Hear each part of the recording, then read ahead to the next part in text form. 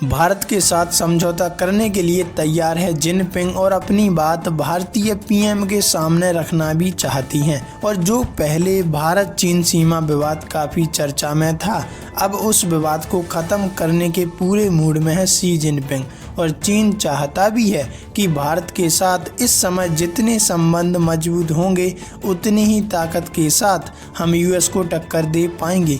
कहने को ये बात आसान है, पर फॉरेक्स में जो रिजर्व गोल्ड है सबसे ज़्यादा उसी के पास है। और यही धमकी वो पूरे विश्व के सभी देशों को देता है, क्योंकि डॉलर बगैर किसी भी चीज को विश्व स्तर पर ना तो खरीदा जा सकता है और ना ही बेचा जा सकता है। तो जिनपिंग ने प्लान बनाया, क्यों ना हम दोनों एक हो जाएं, फिर देखते हैं ये कितना टैरिफ लगाता है। अब अमेरिका की भी नींद उड़ गई। आइए जानते हैं इंडिया किस तरफ जाएगा। देखो, खबर सामने आ रही है कि ड्रैगन की मदद से भारत देगा ट्रम्प के टैरिफ प्लान को मात। और 2 अप्रैल से अमेरिका भारत पर टैरिफ लगा रहा है। इसी बीच भारत ने भी अपने बैक प्लान को लेकर तैयारी शुरू कर दी। खबर सामने निकल कर आ रही है कि भारत और चीन के बीच सीमा तनाव में कमी होने के बाद अब केंद्र सरकार दोनों देशों के व्यापारिक संबंधों को मजबूत करने पर विचार कर रही है। अमेरिकी राष्ट्रपति डोनाल्ड ट्रंप द्वारा भारत पर टैरिफ कम करने का दबाव बनाए जाने के बीच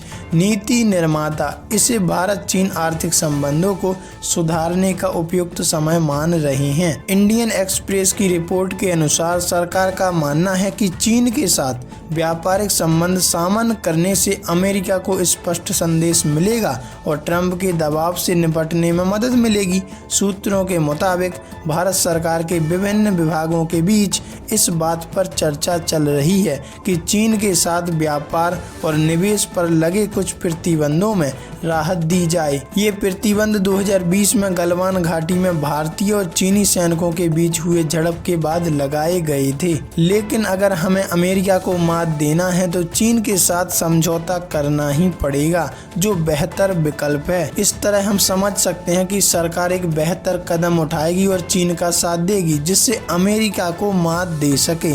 औद्योगिक क्षेत्र में मिल रही मांगों के आधार पर सरकार कुछ महत्वपूर्ण प्रस्तावों पर गंभीरता से विचार भी कर रही है। इनमें चीनी नागरिकों के लिए वीजा नियमों में ढील, चीनी उत्पादों पर लगाए गए टैरिफ और गैर टैरिफ बाधाओं में दोबारा अनुमति देने जैसे कदम शामिल हैं। इसके अलावा चीनी स्कॉलर्स के लिए वीजा जारी करने और भारत चीन के बीच हवाई सेवाओं को फिर से शुरू करने की योजना बनाई जा रही है। निवेश के क्षेत्र में भी भारत सरकार बीजिंग से पूंजी प्रवाह की अनुमति देने पर विचार कर रही है, जिससे दोनों देशों के बीच व्यापार घाटे को संतुलित किया जा सके।